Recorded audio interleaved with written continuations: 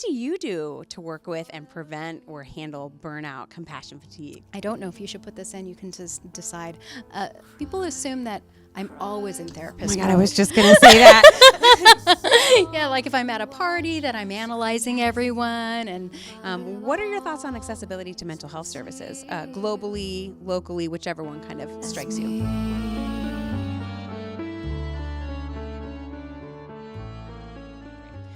Okay, hello, my name is Athena Phillips. I am a co-host of a new podcast called Unspoken, which we've created to elevate voices of therapists, survivors, and others who have experienced trauma and otherwise don't have an opportunity to share their insights and their experiences.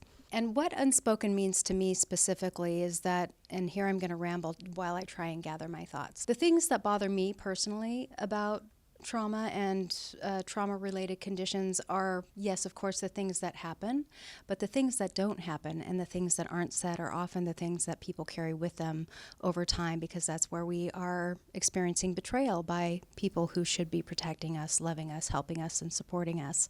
And so I want to give opportunity for people to talk about the things that they wish would have been said, they wish would have been done, or what they believe should be said and should be done. And this can be true for people who have experienced past trauma, but whose voice is otherwise silenced generally in society. So, for example, children often remain unprotected, and as they grow into adulthood, have not had an opportunity to receive an apology from a parent, for example, or from somebody who has caused them harm.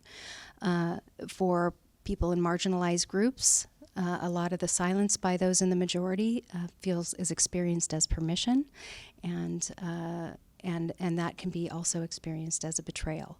So for me, what is unspoken is sometimes the most painful and the most difficult to live with. My name is Catherine Sims. I'm a co-host of this podcast as well. And thank you for sharing what Unspoken means to you.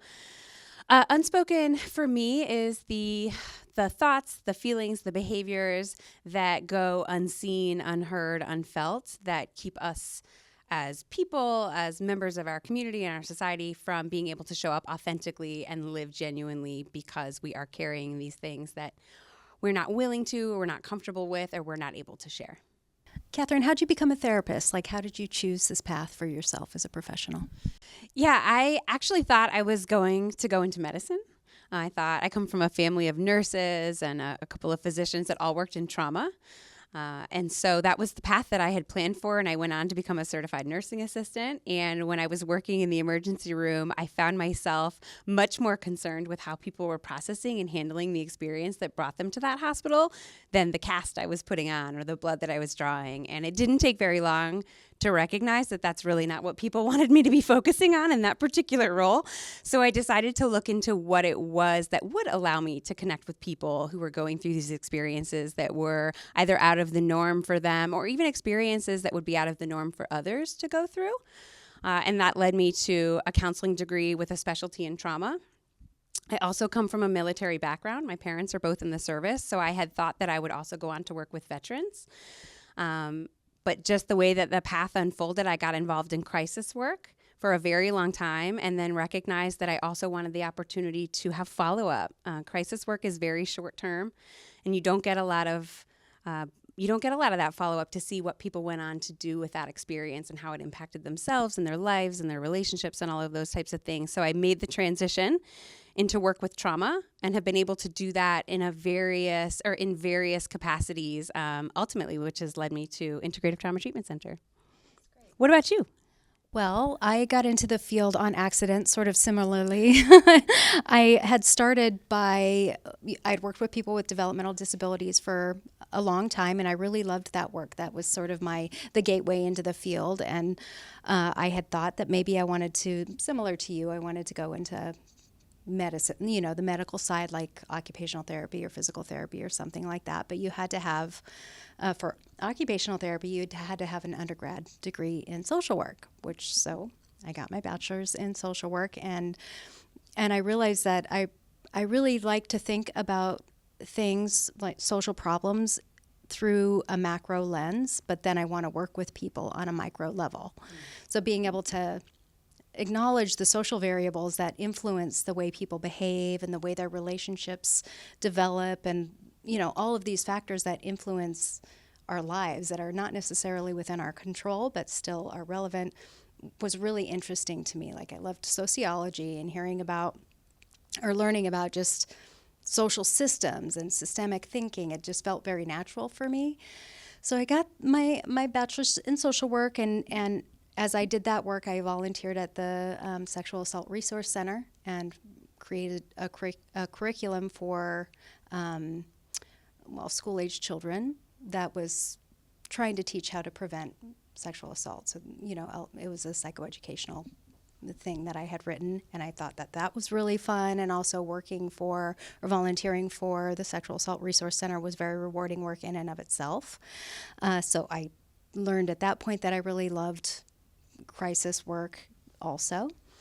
And I loved mental health. So then I continued on and pursued my master's in social work, and I knew right out of the gate that trauma was what I was interested in. That was an easy decision for me. So, and then after that, I ended up working in private practice after having been in hospital settings for a while.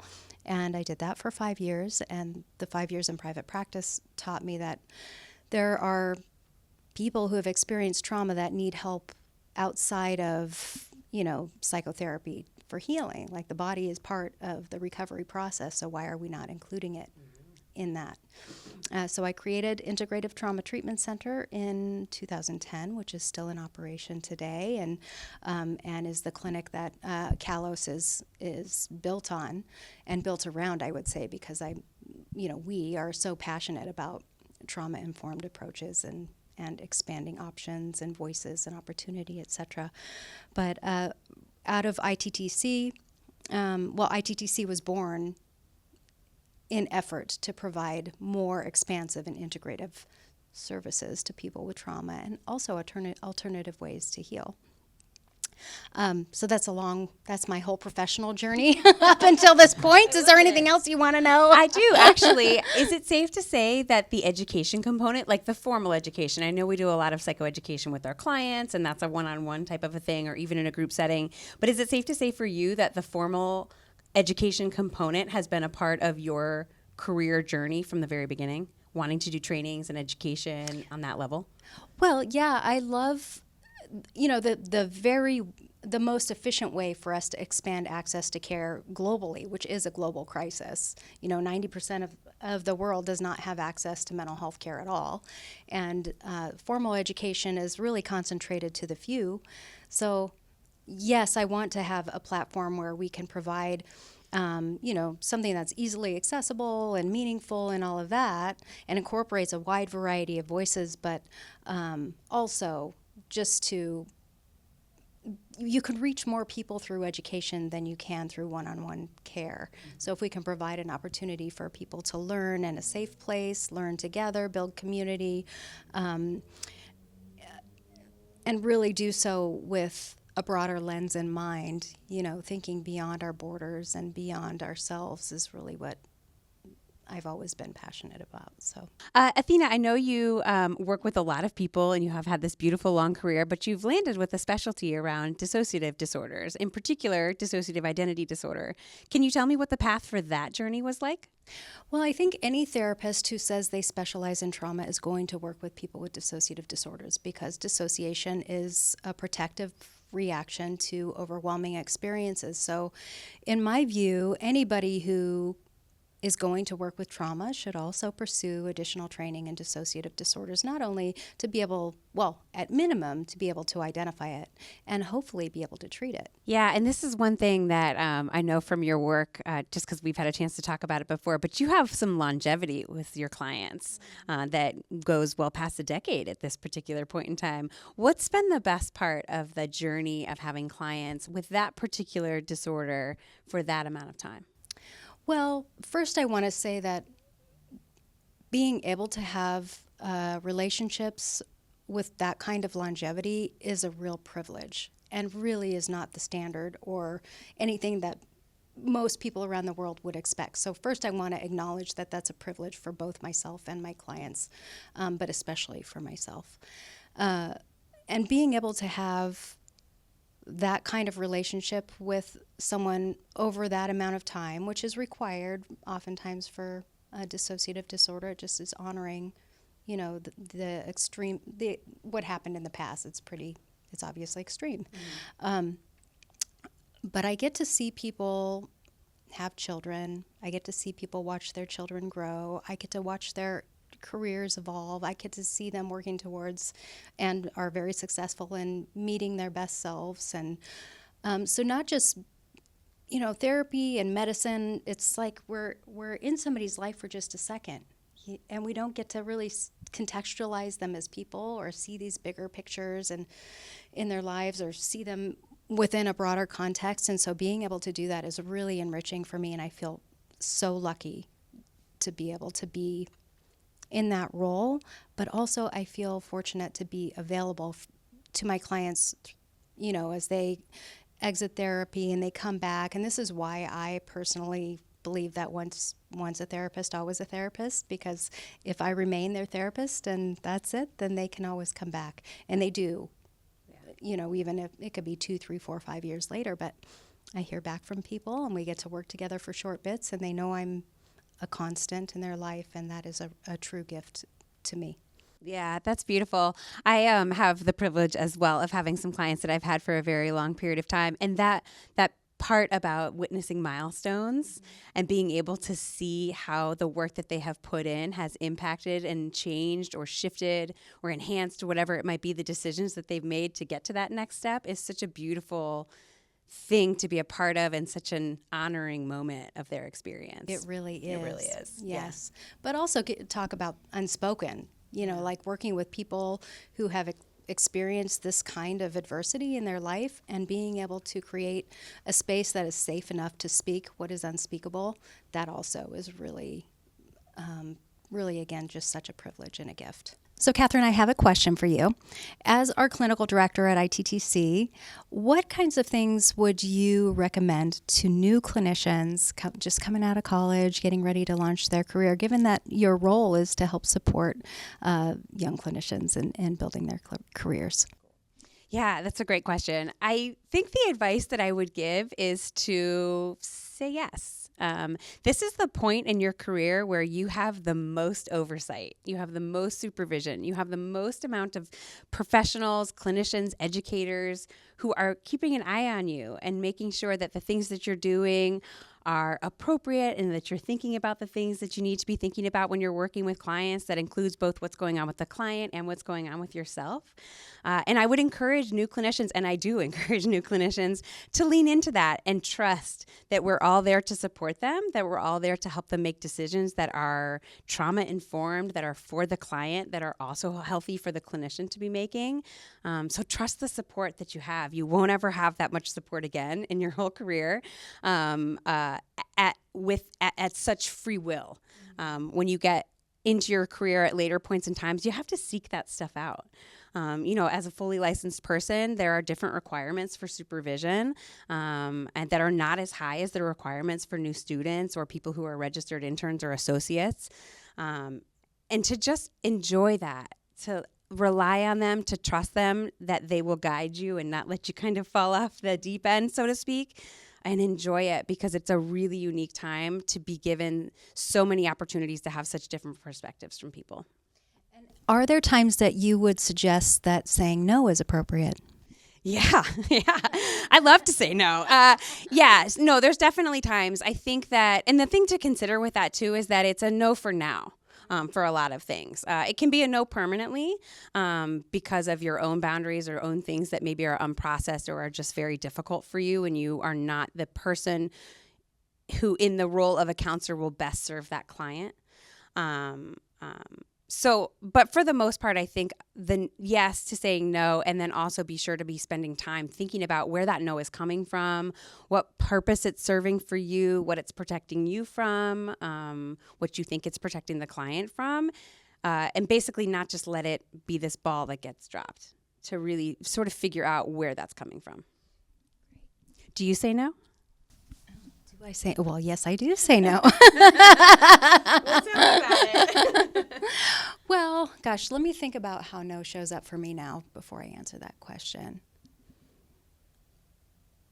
I think that, as on the topic of yes versus no as a clinician, the more seasoned I become as a clinician, the more comfortable I am at saying no. But not just comfortable at it, I'm better at it. Yeah. Because I'm saying no, I'm saying no for reasons that are protective of, for example, the therapeutic relationship, or because I am trying to support a client and taking some risks so there's some growth or something like that. Like I'm not going to, I like to say we do with, not for, so we walk alongside our clients and support them in their own journeys, but I'm not, if I do something for somebody, I've taken away an opportunity for learning. But I do like to be a good cheerleader. So if I am saying, yes, I'll do it for you, I've stolen an opportunity from someone. So I do feel more comfortable and more skillful at saying no. And also I'll say no if something is out of my scope of practice. Obviously that's to protect my clients. Even if I really like the person and I really want to work with them, I have to know when it's not the right fit. Yeah, I think the part about the language of saying no is really important as well. I don't know about you. I can speak for myself here. That wasn't really something that I was taught, whether that was through formal education or just kind of in my own life, around how to say no in a way that is sort of explanatory almost, but what am I trying to say? Like in a skillful manner, to say no, that it doesn't just end the conversation. It empowers that other person then to pick up the other part of that conversation and go somewhere with it. Yeah, and it's hard as I think a lot of younger clinicians feel like they're supposed to say yes to everything. And I know you were just saying yes, but ultimately we want to be able to say no. And we don't want to enable our clients. That is a pathway to disability. So obviously that's not our goal. And being able to say no skillfully is a part of supporting. We've talked a little bit about working with younger clinicians and making that transition out of being a student into a practicing clinician, into a licensed person, et cetera. What do you do to work with and prevent or handle burnout, compassion fatigue? Well, I am very intentional about that, but I'm kind of lucky because I don't have to try. I do remember when my children were young and I was working and doing all the things, people would say, well, you just need to make time for self-care. Well, if only. That would be so nice. Can you come babysit for me? But I have always had this intrinsic drive towards being really active, and I also love to be in my own head. I like to think and read and hear stories and all of that. So I don't have to try to, create this space for myself. It comes with ease for me, but not everybody has the luxury of time. So I want to acknowledge that too. But I do find that, or I remember anyway, when I was a younger clinician, I was so excited about the work that I worked my tail off, and I thought I will never get tired of this, which was completely incorrect. Entirely. Yes, entirely. So there were periods where I was tired and I felt like, I don't know, can I sustain this? And rather than, going all in and working too hard and then reacting by quitting, I realized that the fatigue was more of like a tap on the shoulder, like you need to slow it down a little bit. And that's part of becoming a seasoned clinician, is knowing your own limits and then responding to them as much as you can within your context. Just curious. Yeah. How far into your career did you start to notice that tap on your shoulder? I would say, well, it took a while. Not a fast learner. I would say probably maybe 4 years into my private practice. And then starting a business is its own, that's a topic for like a whole other episode, where I had to relearn it, because when you start a business, you wear all the hats at first, and moving between, being a therapist and then, scheduling a biller, a schedule, that's the way it is when you first start. So I had to learn that it's okay to delegate some things, and I shouldn't control everything, and I needed help, which I got. And, but yeah, so I'd say for private practice, it took about 4 years. For the business, probably another 4. So it was a minute. A hot minute, as they say. Yes. Yeah. What about you? Yeah, I think this is also, again, it's one of those things that has changed as I've gotten more seasoned in my career and in myself, and understand myself more as a person. The thing that I do is I need like diversity of thought and diversity of experience. Yeah. Yeah. And so like that's one of the things that I really love about my role as clinical director at ITTC is that it's a lot of different things going on at different times, whether it's a podcast or clinical supervision or running a group supervision or something along those lines, or dealing with a client issue that has popped up for one of our clinicians or our staff members. The bouncing around of that helps keep me fresh and keeps me on my toes. I have found in other positions where I've had sort of a singular role and a singular mission that it's that I kind of just slow down and my thoughts aren't as curious almost. Like the more that I have going on, the more I want to read, the more I want to listen to a podcast, the more I want to check something out, or even it also inspires other things for me, like creativity. I find that if I'm sitting down for too long and not exercising my brain, that I have a fogginess. So that diversity of thought kind of keeps me going and has really contributed to a sense of balance. There was a time in my career where I didn't really feel that. Before I came to work at Integrated Trauma Treatment Center, I had a private practice and I was teaching, and I really enjoyed that diversity, but that was it. It was the same classes every quarter, maybe another one here or there that was a little bit different. And my clients always brought new and interesting things, but the day looked relatively the same each day. And I needed that to be shifted around and shaken up a little bit in order for me to feel balanced. Yeah, I think that is something actually that people don't talk a lot about in terms of self-care, is that, and we're trying as a clinic too to figure out how to offer diversity of work to our clinicians, because it is sustaining to do different things and doing different things that support what you care most about can be really helpful for longevity. So I'm glad you brought that up. Athena, I have a question for you that is in my awareness quite a bit, actually. What do you think are some misconceptions that people have about therapists? Well, one I would say is that sometimes people think that we're just kind of a blank slate, that we're just there to listen and we don't really have any kind of emotional responses to what's being said, and we just repeat questions back. That's all we do in therapy. Things like that. But I'm laughing because I resonate with that. Yeah.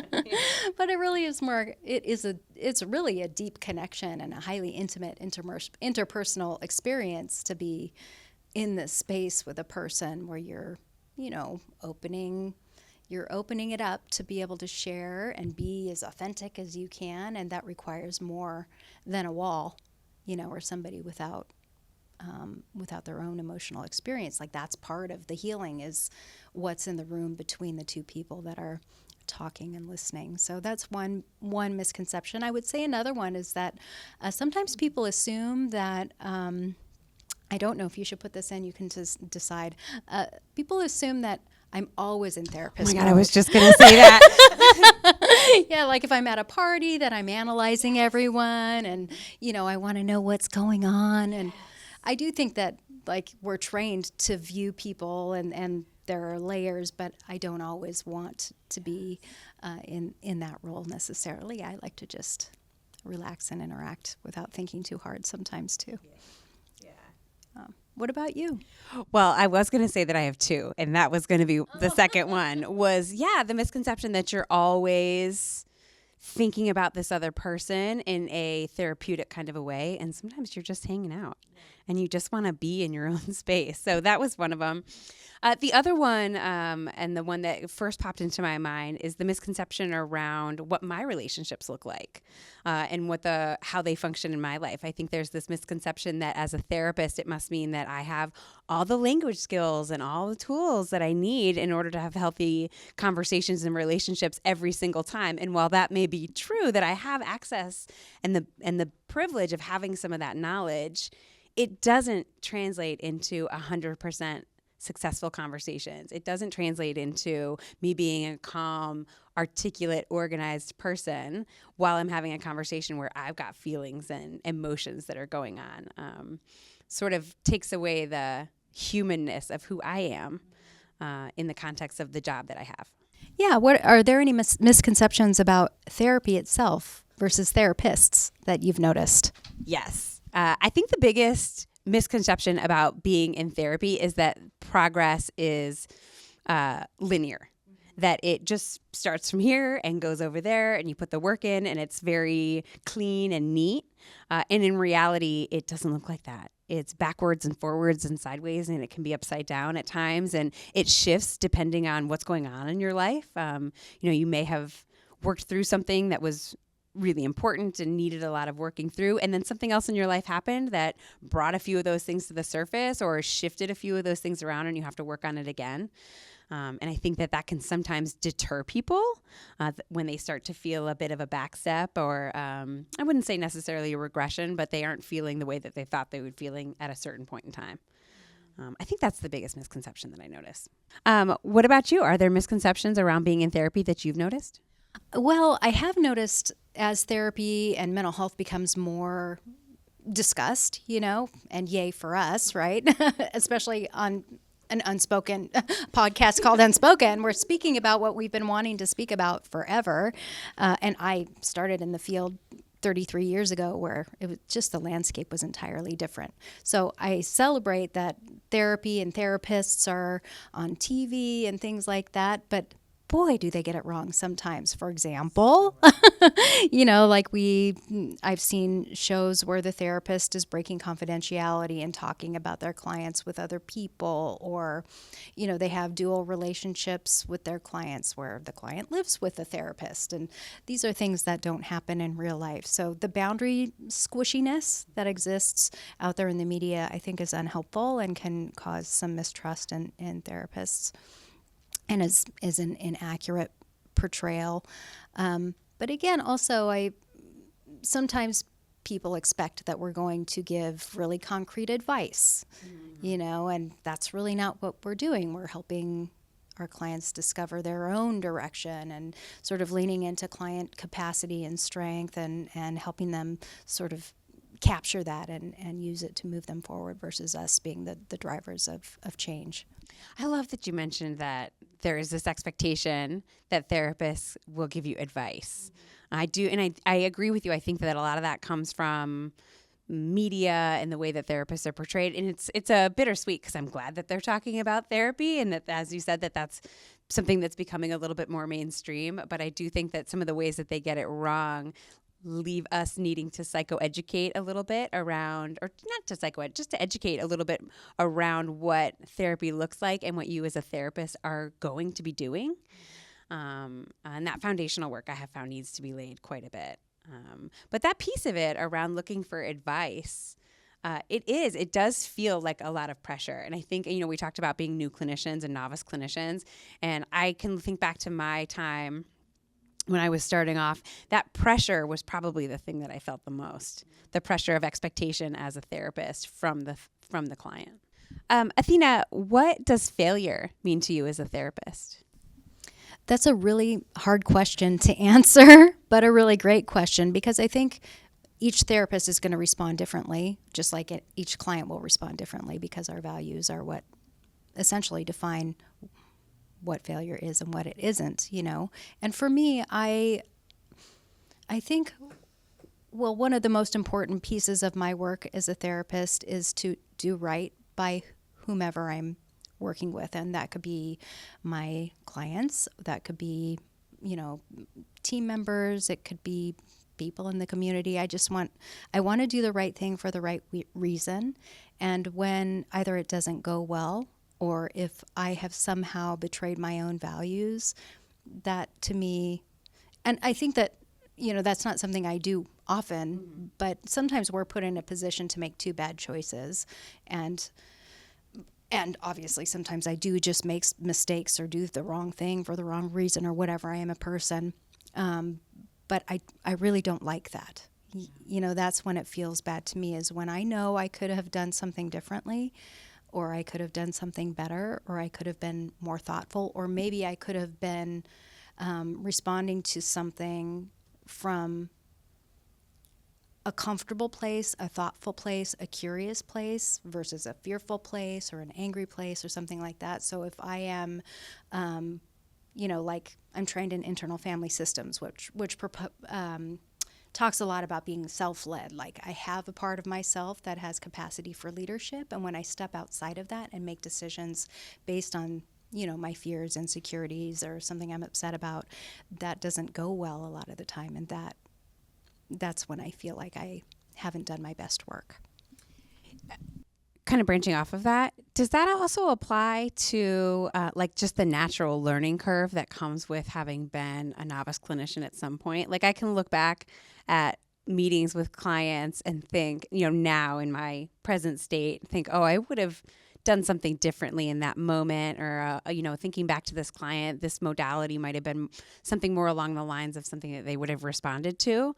But you're in that moment as a learner and as a student. Do you look back on those and think of that as failure?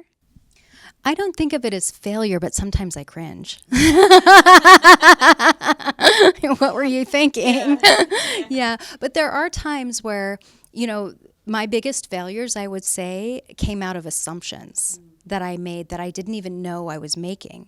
So when somebody I'm sitting across, I made an assumption. I said something that reflected the assumption, and it was completely wrong. That's very embarrassing. But two, it doesn't feel good to the client, and it shows me where I have work to do. Like, where did that come from? That assumption that I was making about this person. And I would say that those are the places where not just clinicians make the biggest mistakes, but humanity in general. Yeah. I think, I was thinking about this question, obviously, since I just asked it to you, about what that sort of means for me. And that word failure is kind of hard because it's a very pointed word. And I like to kind of soften the edges a little bit and think of them as, yes, that didn't go very well, and here's what I could do to adjust or shift or do that better. And I think the failure part for me comes in when maybe I don't take that step. Where I don't take the extra step to think about, okay, was I operating from a place of anger? Was I coming from a place of fear? Was I nervous about something? And is that what led me to make the decision that I made for a client? But I do agree with you that those past moments where you look back are cringeworthy. But if you can look back on them with growth in mind and see how far you've come or what you would do that's different, it shifts around how I perceive those experiences for myself, and they end up becoming an opportunity that led to growth through circumstances which I didn't love.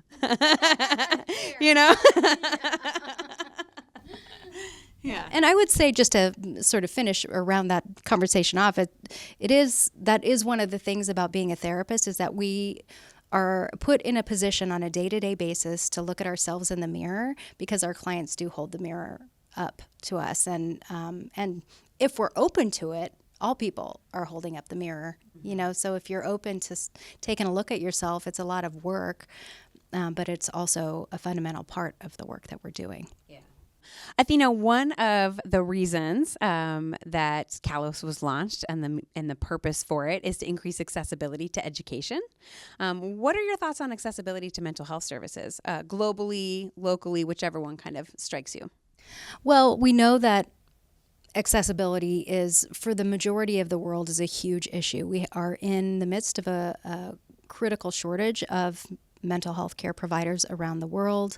Also, of course, physical health care providers, traditional health care providers. There's a shortage of all forms everywhere.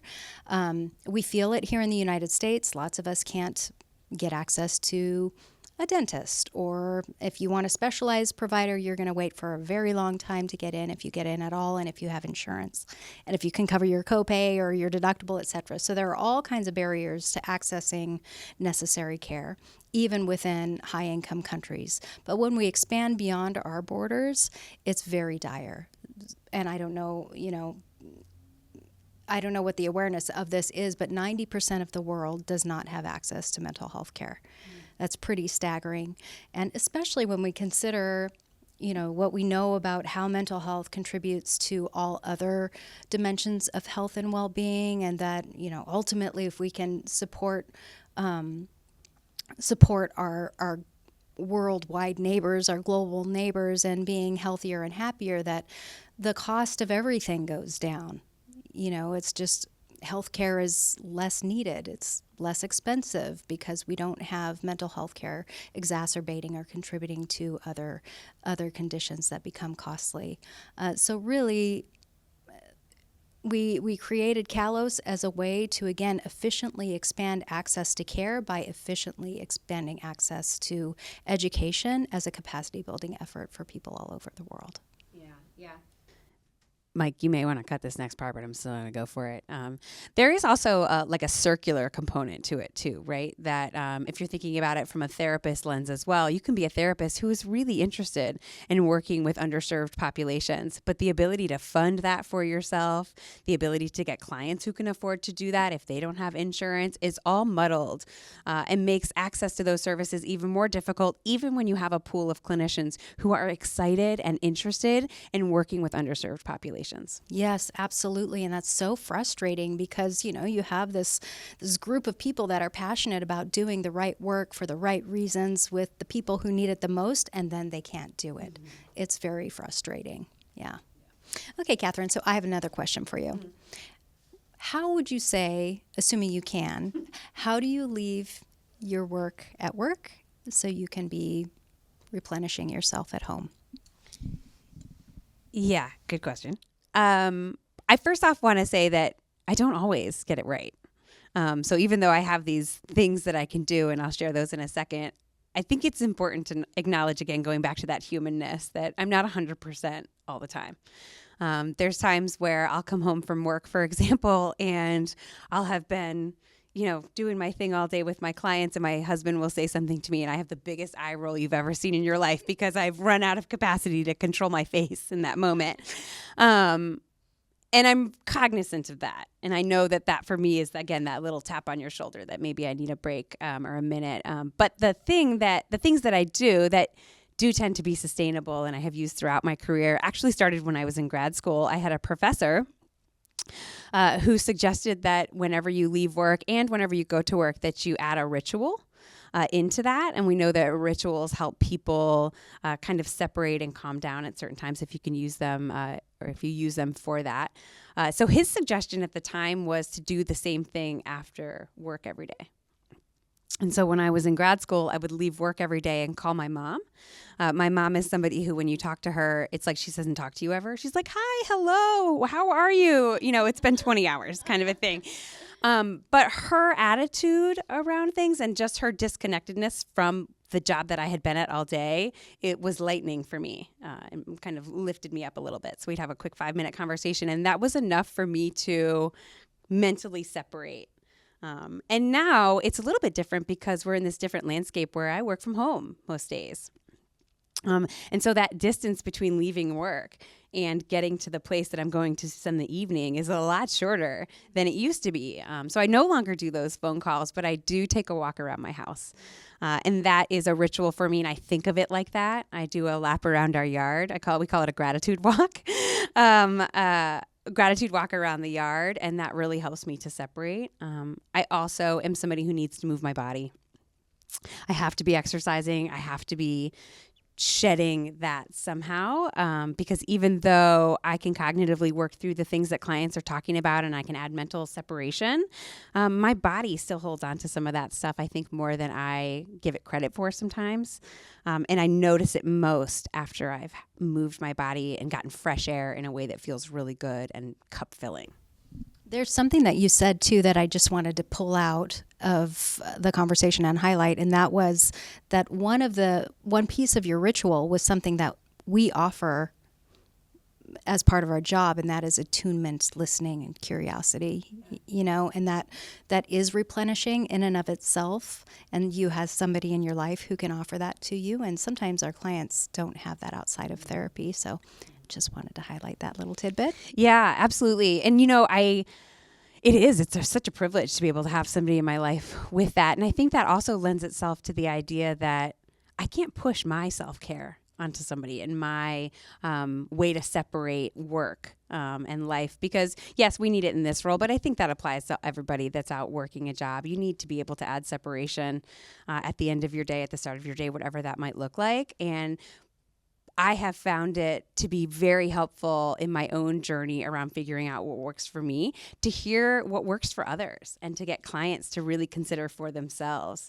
what are the things that help them relax and calm down in times when they need it. Now, we're talking about it in the context of employment right now and separating from our jobs and whatnot. But I find that the creativity of others also helps me maybe in moments or days where I'm carrying something extra. And I pull from the things that my clients and my colleagues are doing as well. And I feel very fortunate to be able to do that. Yeah, that's lovely.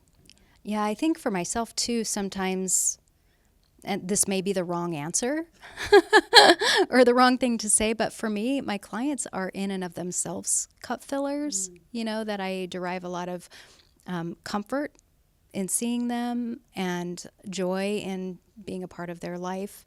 So for me, that piece of it is, it's the opposite of emptying my cup. It's filling my cup. I know that it is also work that requires measurement in terms of how much I put into it, how much time, I would imagine though that what's the way to say this? I would imagine though that because you can see your clients as cup filler. Sorry, I had a whole thought in there for you. Yes, I was going to say, I can imagine that because you are able to be in that moment and have your cup filled with clients, that it also means, though, that you're doing other things in your life on a day-to-day basis that help keep you balanced. Oh, yes, you're right about that. I suppose I wouldn't have one without the other. So I certainly do have other parts of my life that fill my cup outside of work. It's really nice, right? There's a really beautiful balance, like a boundaried balance in there. Because we want to be filled up by our clients. And it isn't just about, trudging, like the perception of trudging through stuff every day long. It's a beautiful thing to sit there with clients. And it's, as we said earlier, it's inspiring. I know we've tossed that word around a little bit today. But I definitely feel that too. I think there are especially certain clients who are maybe doing something or that I, have a particular moment with. That moment can last all day. And I think that that's really fun. Yeah, I still have a note from one of my earliest clients from like 20 years ago. I still have it, and I look at it sometimes. Is it like a little Post-it note? It's just a little note on a piece of paper, ripped off piece of paper that they handed me at the end of our last session. Really sweet. Yeah. I love that. Athena, we've talked a lot about the work that we're doing with clients and having clients for a long period of time, which you've mentioned. What about the termination process? What types of values do you employ when you're thinking about termination of services with the client? That is such a painful part of our work, having to say goodbye when maybe the client's not ready, I'm not ready, or etc. So saying goodbye is really, I would say it's one of the hardest parts of the work, actually. For me, it's about scope of practice and goodness of fit. So those are two values that I hold dear in the work. And, if I'm operating outside of my scope, I'm putting somebody in harm's way. If I don't have enough training, it's not an area of expertise, it's something that's too close to home and I'm not good at working with it as a result. Those are things that will get in the way of me being a good therapist. So I need to make a choice at that point in time. And then the other piece is there was another thing I was going to say outside of scope of practice. What was it? Oh, the other thing is if I know that the client needs more from therapy than what I can provide.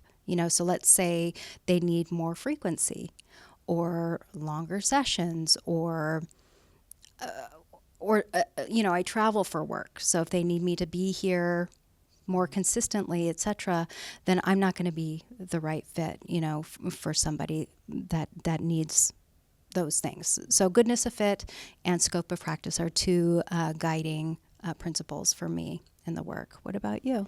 Yeah, well, I couldn't agree more. I think scope of service, goodness of fit are top tier things to consider when you're talking about termination with client. I think the other thing that popped up for me is around my motivation for working with that client. Whether, and you kind of touched on this a bit, coming from the client side of things, like whether they need something from you. But if my motivation is stemming from something that I'm getting from my client, whether they're making me feel like a really good therapist that day, right? Or they're remind me of somebody and that's taking precedence over the work that I'm doing with them. And it actually is maybe outside my scope of service. So I think the motivation, they're all kind of tied in there together, but really being aware of my function and my role and what I can offer and where it's coming from. Athena, we've had a great conversation today. And I know this is just the beginning for the Unspoken podcast. So what are you hoping that this podcast does, or what's the mission? Well, first of all, the name is perfect because we're speaking to the unspoken, which is something that has been a part of my sort of professional drive from the beginning. And I would say, not just professionally, just personally, it's something that I care about people's voices being heard. I care about people being listened to, and I want to be listened to as a human being, of course. So I am really looking forward to providing a platform for people to be heard, especially for those who otherwise aren't. It's this space to talk about things in a safe and contained way. We're not going to do trauma dumping or anything like that, but this is a place where we can tell stories, where we can hear about the intricacies of experiences that are otherwise not talked about, and really give voice to clinicians and survivors alike who have not had the opportunity to have the right questions asked and be given the opportunity to say things that they haven't been able to say. We've had a great conversation today. Athena, thank you so much for sitting down with me. I'm so excited and looking forward to doing this with you and seeing where this goes. If you are interested in learning more about Kalos and the Unspoken podcast, please visit ittc-kalos.com for more information.